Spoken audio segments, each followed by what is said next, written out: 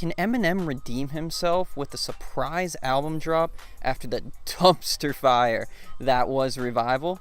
Well, let's talk about it. Welcome to the Svetz Series. Josh Svetz here, and today we are going to do a review of the new Eminem album, Kamikaze. And with that, let's go. Alright, come on guys. Y'all know who Eminem is at this point. A legend of the rap game. One of my favorite rappers of all time, a lot of people's entry into hip-hop, including mine, at least one of them. And I have a lot of friends that don't even like rap, but love Eminem. He's just that influential. So knowing how great he is, it pissed me off and depressed me how bad Revival was. Shout out to my boy Pete, because we were listening to this at his house at the time and we were just sad. I think we listened to 3 tracks and immediately just turned that shit off. But when I did come back to it and listen to it for myself, this album just wasn't it. The Trainwreck featured bland production, terrible mixing, horrific hooks, corny lines, and most of all, bad flow. Even on Eminem's worst projects, his flow was always there. On this one, his flow was whack.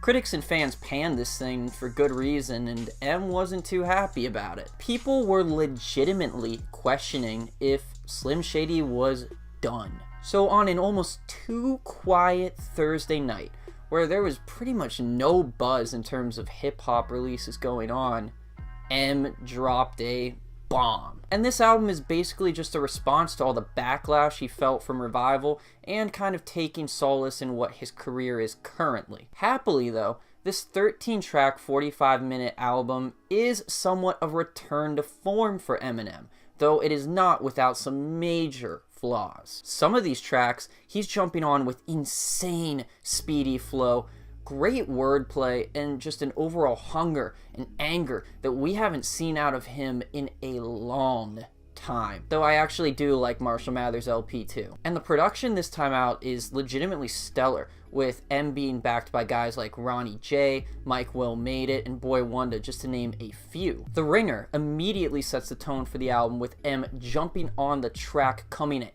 everybody. He's dissing critics, fans, Lil Pump, Lil Xan, Migos, Charlemagne the God, mumble rap, SoundCloud rap, the list goes on and on and on. And while these lines are pretty damn bitter, and look, Revival was trash, man, just take the L, they still have great wordplay, incredible entendres, and M is really showing off his lyrical prowess. The punchlines are sick on this, some of my favorite lines being, maybe Stan just isn't your cup of tea, maybe your cup's full of syrup and lean, maybe I need to stir up shit, preferably shake the world up if it were up to me, since 9/10 of your rhymes is about ice, and Jesus Christ, how many times is someone gonna fuck my bitch?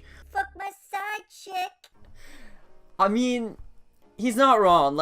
It's an easy diss at this point, and I don't think the term mumble rap is legitimate at all, but he's not wrong.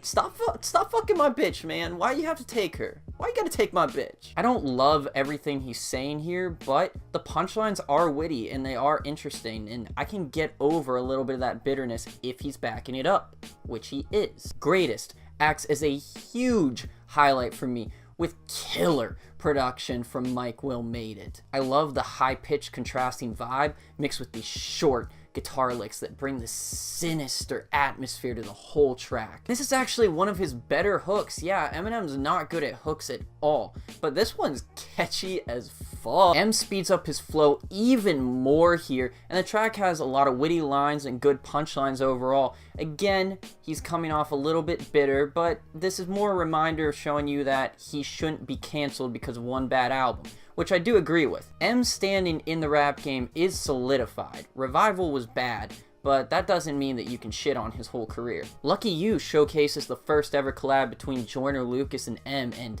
damn did they kill it! I love the contrasting verses where Joyner's talking about he doesn't get the recognition that he deserves, which I completely agree with, because Joyner's pretty damn dope. While M's talking about how he's already gotten that recognition and now he's feeling backlash from essentially selling out a little bit. I'm also digging this mini little bridge on both of their verses where Joyner talks about how he wants a seat at the table and he's hungry and he's ready to eat everything up and make his name in the game, while M's talking about how people perceive him as fool and people think that he should just be happy with where he's at, but he's just getting started on the buffet and he's still licking his plate. The production complements this flash flow from both rappers, using light keys, bell chimes, and quick kicks. And I dig the Paul Rosenberg skits on this, but I'm pretty sure that M's response was a diss to my boy Sean C. Shout out Sean C.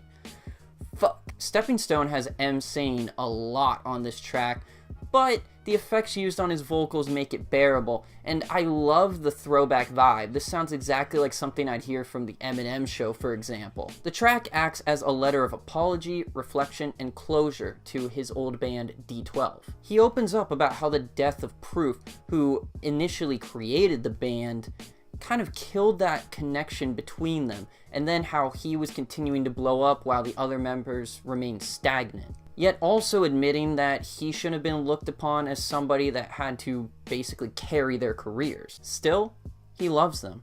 And this track is quite touching to me. It's a very personal moment for M. I love the sentiment on it, and there may be some problems here or there. I can understand if you don't like the chorus and the singing, but at the same time, I think his flows are good, and I actually don't mind the chorus. But then, this album literally kamikazes. M taps Royce the 5'9" for a verse on Not Alike, which is a painfully bland and boring track where he's trying to act like the mumble rappers and the Migos and stuff like that, even sampling Tay Keith's Look Alive to show that off. The flows here just aren't it, even though when the beat drops, that is pretty damn cool, but he uses that energy to come at Machine Gun Kelly, of all people. Who the fuck cares about Machine Gun Kelly? And I get it. It is some clever wordplay with the R. Kelly and the sub Machine Gun with the Tech 9 stuff, referencing how Machine Gun Kelly tweeted about his daughter when she was underage, but at the same time, who cares? Fall actually features Justin Vernon from Bon Iver, and his vocals are fine on this, though I don't think the hook and the verses really connect well. The track's not awful, but we do need to talk about the Tyler the Creator line. To me, as someone that's listened to Tyler say slurs all the time, it didn't really bother me that much. I understand that Tyler is an LGBTQT member at this point, but look, it's Eminem. He built his whole career off of homophobic slurs and outrageous words. This shouldn't be shocking to anyone. Though I will say, Justin Vernon wants this off. And if Justin Vernon's art was manipulated, this track should be changed. Overall though, with that controversy aside, there's nothing that special about it. There's some more disses here, there's some alright flows, but it just doesn't really connect. Then we really fucking fall off. Like, we're going into revival territory now. Nice Guy and Good Guy are trash, alright? Jessie Reyes is not a terrible singer. She's interesting. I liked her feature with Daniel Caesar, but this ain't it. This ain't it. She sounds awful. Eminem sounds awful. They're both trying to sing. I get that they're kind of trying to troll a little bit, but that is not enjoyable musically for me. I'm sorry. I'm sorry. Good Guy is a little bit better than Nice Guy, but it's so bland and boring and forgettable.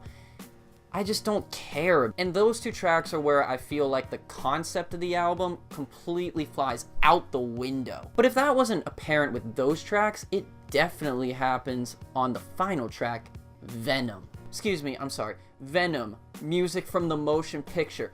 Honest to God, that's the title. And he literally put a fucking promotional single on his Response Career Reflection album. An album where he's trying to talk about how he's not selling out and he is still so dope. He put a subpar movie track on there.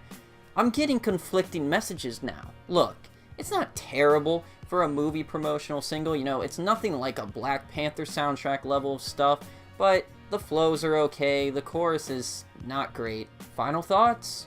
Well, it's better than Revival. It's better than Revival. It's better than Revival. M started the album so well, but it just fell off quickly. While I love the passion on this, I can't help but think that if he just whittled this down to, say, a 6-track EP, this could have been legitimately great. Now, it is the type of response that Eminem needed. It still shows that he can flow, he's got great lyrics, and he's not just some dad rapper trying to be pop. He still has something left in the tank. But someone needs to tell him to stop singing.